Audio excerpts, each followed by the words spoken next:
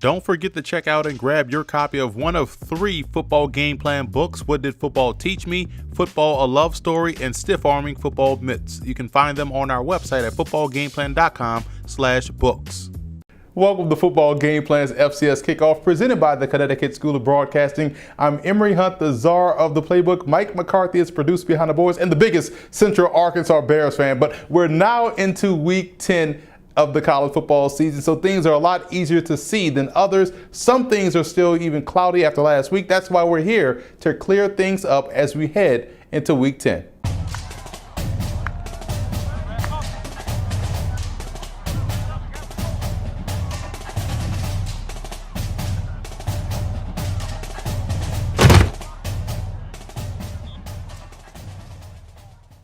Here's a look at what we have on tap for this episode. We'll take a look at some of the names that you need to know that are going to be some of the hot coaching candidates by season's end. It's week 10 and some guys are starting to elevate their profile as draft prospects. And we'll take a look at a few guys that you want to keep an eye on this upcoming week. And as always, included with our coast-to-coast FCS game previews, we'll bring you the Stats FCS Game of the Week, which has become one of the favorite segments of the show. But first, let's take a look at some of the big storylines heading into week 10 as we go into our 4-minute offense. The Northern Arizona Lumberjacks are sitting at 6-2 on the season and 5-0 in the Big Sky Conference. And if you look at their schedule, you'll see a huge early season win over Illinois State. And I think at that point of the season, we kind of chalked it up as a win like, hey, the Redbirds got upset, but more so than we should have looked at it like, hey, the Lumberjacks team is for real. Northern Arizona has been successful on both sides of the ball. Their offense is cooking with Crisco now, and the Case Cookis Elijah Marks combination looks to be one of the best in the Big Sky Conference and arguably in the FCS. Defensively, they've given up on average 19.6 points a game while scoring 40 points a game on offense. Now, detractors may question the schedule they've played that maybe gives them some cause for pause on the Lumberjacks. Well, they have a chance to answer a lot of those questions with the remaining conference slate against Montana, Montana State, and Southern Utah. Not to make light of any team's misfortune, but both Cal Poly and Portland State are 0-8 on the season, and in my opinion, they are surprisingly winless. The Mustangs made the playoffs last year and came into 2017 as one of the more consistent teams in the FCS. Fullback Joe Prothero is one of the top backs in the country, and their triple option offense gives teams all sorts of problems. The Vikings are stocked with talent, and we're supposed to be experiencing a bounce back season this year, but for whatever reason, none of it has played out this season for these two Big Sky Conference members. I brought you there to bring you here. This is the week that one of them will get a win. And I'm sure that both coaching staffs, which are good top to bottom, will coach this game and have these guys ready to play as if it was the national title game. And we'll see how it shakes out at the end of the weekend. The Yale Bulldogs knocked off the red-hot Columbia Lions last week by the score of 23-6. The way we've talked about the Lions, we can say the same things about the Bulldogs. Last season, we saw Yale play a ton of freshmen and first-year players and took their lumps early. But by the season's end, you saw a team that got significantly better with each passing game. Their sophomore quarterback, Kurt Rollins, is playing great football. The 6'2", 210-pound signal caller has tossed 14 touchdowns to only 5 interceptions. Freshman tailback Zane Dudick has found himself on the Jerry Rice Award list after averaging 103 yards a game so far on the season at an impressive 8.4 yards a clip. The Bulldogs are explosive offensively and boast a stingy defense that gives up only 16.4 points a game. Now, Yale has some big victories so far this season against Lehigh, Fordham, Holy Cross, and the last 2 weeks against Penn and Columbia, respectively. And while they can't overlook this Brown team this week, they wrap up the season against Princeton and the big traditional game against Harvard. The James Madison Dukes won a national championship in 2016 and seem to have a direct highway with no exits from Harrisonburg, Virginia to Frisco, Texas this season as well. I've been mostly impressed with their defense. In 8 games this year, no team has scored more than 15 points on the Dukes, which is a ridiculous feat in itself. It's impressive because when you usually have an explosive offense that averages over 42 points a game and the games are usually well decided prior to the fourth quarter, the backup starts to get into the ball game and the opposing team starts to score points. But that hasn't been the case this year for the Dukes. They play a complete game on both sides of the ball and will look to avoid the upset this week versus a sneaky tough Rhode Island team who's coming off of an upset win against Albany. And we'll see if this week the mighty falls from the ranks of the unbeaten. I think the FCS gives a student athlete a chance to really develop in the classroom and on the field. I don't think there's anything that gets in the way of the development of the student athlete. Whereas in sometimes other conferences, other levels of play, I think there's some things that could sway a student athlete in a wrong direction here or there. But I think at the FCS level, I think it's all about the student athlete. I think it's all about his development in the classroom and also on the playing field. And it really it keeps your values and your goals right in front of you. And I think there's less things that are going to take you away from those things. The FCS always has been a place where you can get some great coaching from the head coach all the way down to the director of football operations. And when you look at the future head coaching candidates, you look at the coordinators, both offensive and defensive coordinators, and now even special team coordinators as the next in line for a head coaching job. Here are some of the names of guys that you should definitely earmark for future reference, as they'll be mentioned a lot more in the offseason.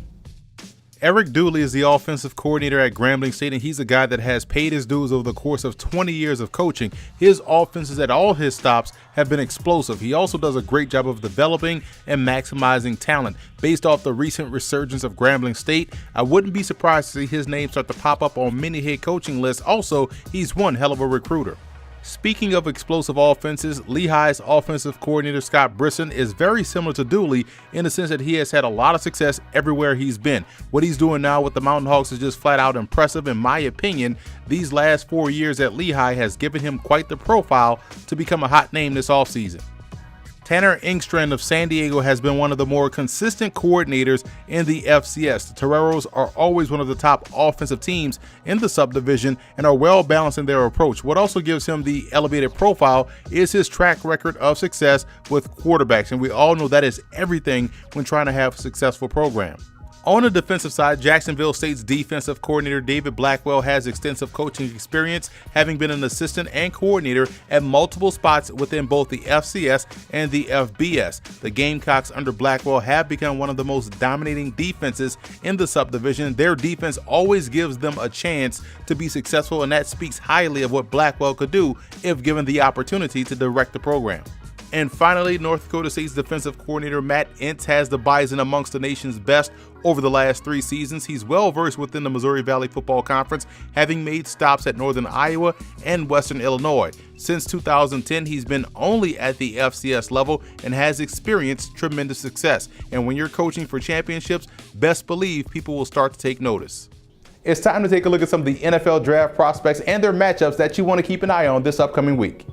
Patrick Tyler has quietly put together a strong senior season for the Thunderbirds. The 6'4", 200-pound signal caller has displayed great leadership skills and efficiency. He still has some things to iron out mechanically within his game, but has enough raw skills that can be developed moving forward. Austin Howard of Southern battled through some injuries earlier in the year, but he's now back to his regular self. Howard will get unfairly knocked because of his height, but he's one of the best pure passers in the FCS, and in my opinion, definitely has a future in one of the pro leagues. A guy that just keeps making plays week after week is Bethune-Cookman's Dequan Richardson. The 5'11", 167-pound defensive back is solid in run support and can definitely hold his own in coverage. One thing you immediately notice about Richardson's game is that he's always around the football.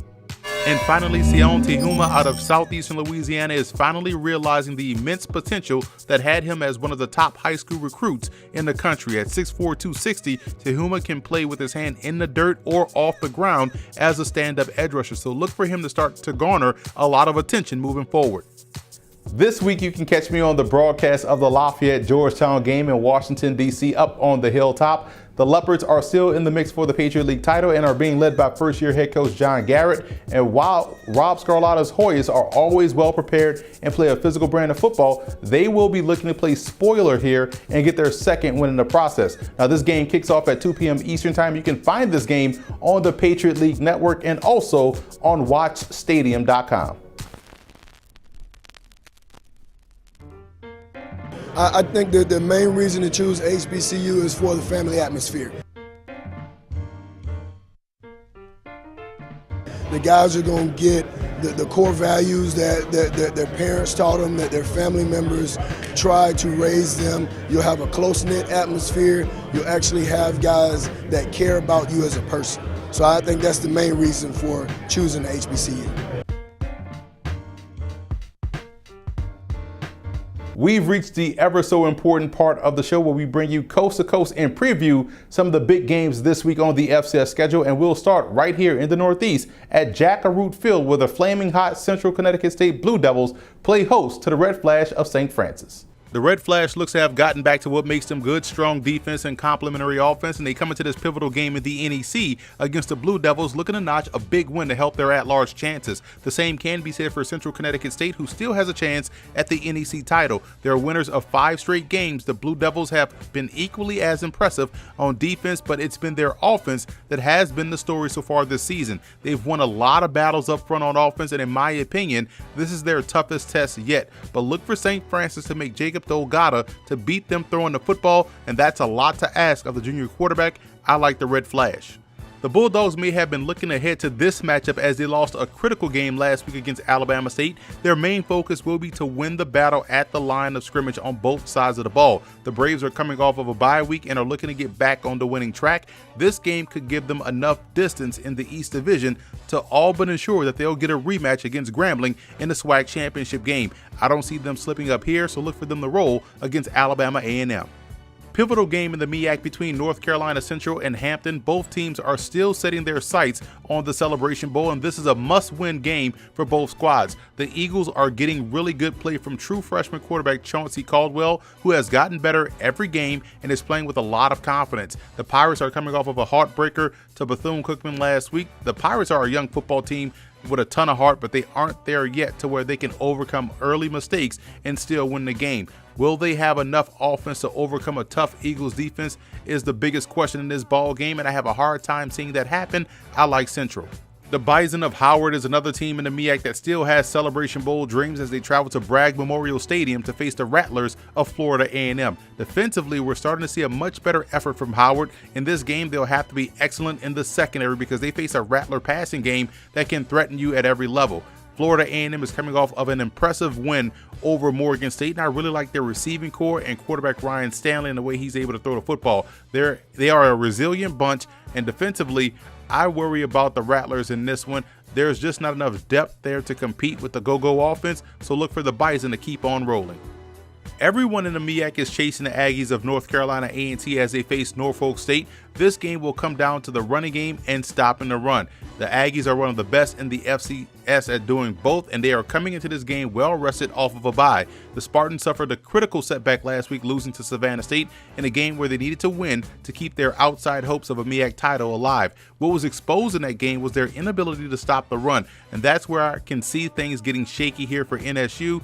They will play the role of spoiler from here on out, but I don't see them spoiling this game. I like the Aggies. Harvard travels to New York City to take on the Columbia Lions, and I can't figure out this Crimson team. Just when you think they're done for the season, they pull off a shocker last week and beat Dartmouth. The Lions are coming off their first loss of the season against Yale, and the biggest matchup for me in this game is for Columbia along the line of scrimmage. They have to be able to find a running game and take some of the pressure off of their passing attack. The Crimson have played really good complementary football in their 4 victories. I like Columbia to bounce back and win this game, the reason being offense. I like the matchups this week for them on the perimeter, and they should have some success there en route to a victory. The Blue Hose has a chance to play spoiler here as they meet up with Monmouth. We know how fundamentally sound Presbyterian is on both sides of the ball. They don't beat themselves, and Monmouth is still looking for some respect nationally. They look like one of the more complete teams in the FCS, but still can't crack that Stats FCS Top 25 rankings. I think this is the game that they'll try to make a statement, so look for the Hawks to win big here as they'll overcome an early stingy effort from the Blue Hose and start to pull away late. Huge game this week in the Big Sky Conference between Northern Arizona and Montana, and this game begins a critical stretch of games for the Lumberjacks as they face Montana State and Southern Utah after this game. We know that they can score and score quickly. Can their defense get key stops inside the red zone this week will be the key. For the Grizzlies, they are looking to rebound after losing to Weber State last week. Their offense does pose a significant challenge for the Northern Arizona defense because of how they are able to get multiple targets involved in a game. I just worry about their defense, and I think that'll be the reason why they fall to the Lumberjacks. So look for the backs, Joe Logan and Corey Young, to have big days on the ground. The SoCon is looking like the MEAC and Big Sky in terms of standings. That's why this game between Western Carolina and the Citadel is huge. The Catamounts have to find a way to win a critical game. It's going to be up to their defense to step up and rise to the occasion, especially this week against the Bulldogs' triple option attack. The Citadel has found their rhythm, having won 2 straight games. I still worry about their offense, though. Last year, we saw this team move up and down the field with ease. In 2017, they are really having to work hard for their points. I think because of that, coupled with the fact that the Catamounts can score, will make this a tough out for the boys in blue and gray. So look for Western Carolina to win a big SoCon matchup this week on the road. Here's another big game this week on the schedule that has some at-large bid implications as Southeastern Louisiana travels to Lake Charles to take on McNeese State. The Lions are a really good football team that's getting stellar play from quarterback Lorenzo Nunez. He's able to hurt a defense with his arm and with his legs. Defensively, the Lions are stout within their front 7 and match up very well against the Cowboys. McNeese State is one of the better rushing teams in the Southland Conference. They have a potent 1-2 punch in the backfield in Justin Pratt and David Ham. What those two do on the ground really opens things up downfield for quarterback James Tabari. Defensively, can they keep Nunez contained in the pocket and take away that one element of his game? I think we're in for a defensive battle here. I do like the Cowboys to win this one in a very tightly contested game. This is essentially the Pioneer League championship game as the 2 top teams within the conference meet up. Drake has to hope that their offense has made the trip out west to San Diego. They've been able to eke out victories against Marist and Dayton. Defensively, they can ball, but right now they're questionable on offense, and we know how the Toreros get down offensively, and they don't waste time doing so either. San Diego is one of the top scoring teams in the first and second quarters in the FCS. I think they hit the ground running here and further strengthen their position to represent the Pioneer League in the FCS playoffs. What a great game this will be as Kennesaw State travels to Montana State. This game will have a playoff atmosphere to it. The Owls are ranked 25th in the country and boast one of the best defenses in the FCS. This is their first big test since the opener against Sanford, and a lot of folks nationally are still not buying what the Owls are selling despite them being on a 7-game winning streak. The Bobcats are a scrappy bunch that still has a chance for an at-large bid if they can run the table. For them, it comes down to not beating themselves, and that goes for the negative plays like penalties and turnovers, which is what you'd expect to see from a young football team. I still think the Bobcats are a year ahead of schedule. They'll be really good next season, but right now I like the vibes I'm getting from Kennesaw State. 2 things travel well, run game and defense, and the Owls have both. Another game with playoff implications on the Week 10 schedule as 2 ranked teams meet up in Cheney, Washington. This one also has Big Sky implications as well. The Wildcats scored a huge win last week against Montana, and I just enjoy watching Weber State play offense. They use the entire field and seem to always find the right individual matchup to exploit. Their defense is very active and opportunistic, and they'll definitely need that this week against the Eagles. Eastern Washington is similar to how they attack you offensively to Weber State. Quarterback Gage Gubrud is one of the top passers in the subdivision, but he has been prone to turn the ball over a lot this season, which wasn't the case last year. Defensively, it's been not up to par for the Eagles as they've struggled getting off the field and also inside the red zone. I think you'll see more of the same this week against Weber State, so look for the Wildcats to win. Western Illinois and Illinois State get together in a key Missouri Valley Conference game. The Leathernecks limit to this matchup coming off of 2 straight losses, but that doesn't mean they don't have a shot in this ball game. Western has one of the better linebacking cores in the conference, and that matches up perfectly with the physical ground game of Illinois State. Now the Leathernecks will need an offense to show up and cap off some drives with touchdowns if they want to win. The Redbirds are fresh off of a beatdown of Youngstown State 35-0. When you're able to dominate both sides of the line of scrimmage like they did, you're going to be very hard to beat. It's always about limiting the turnovers for Illinois State, and when they do just that, they'll win big. I think they'll have another mistake-free performance against the Leathernecks and move on to 7-2. Now it's time for the Stats FCS Game of the Week preview, and this time we go to Brookings, South Dakota, where the Jackrabbits play host to the North Dakota State Bison. Let's take a look at some coaching points for both teams in this ball game. For South Dakota State, it's about making it a track meet. They have the explosive offense, the more explosive offense in this matchup. Why not try to force North Dakota State to break their tendencies and keep pace with you offensively? You also have to stay in attack mode and have that aggressive mentality on both sides of the ball throughout the course of the ball game. A lot of people are expecting South Dakota State to lose this ball game, so why not go all out and play aggressive like you've done before and have come away with the win against the Bison. And there's no wasted possessions. Offensively, they have to pay off with points, whether that's 3 or 7. The Jackrabbits have to come away with points if they want to beat North Dakota State. And for the Bison, it's all about getting physical at the line of scrimmage with tight end Dallas Goedert. Don't allow him to have a free release. That's where he can do damage. Get physical with him and throw off the timing of their passing game. And again, it's always about being bullish up front if you're the Bison. This is where they win games. This is where they wear down football teams. Doesn't matter if it's the FCS or FBS. They do a great job along the line of scrimmage, and that has to continue in this ball game. And also defensively, it's about contain.